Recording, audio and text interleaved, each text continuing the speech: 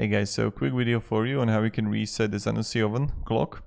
So after the first connection to mains or power cut, wait until display shows 12 flashes.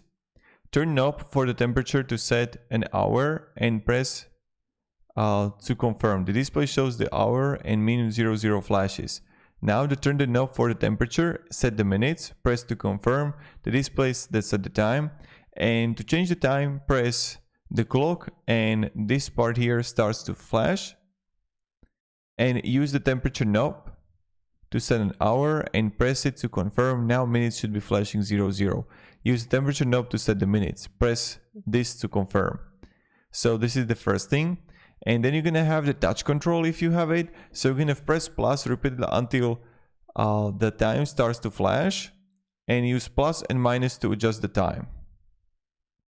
And then you can have also the button.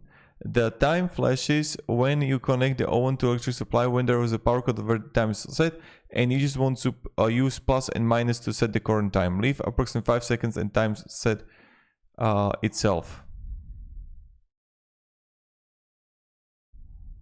So again, you just have to press the plus and minus together.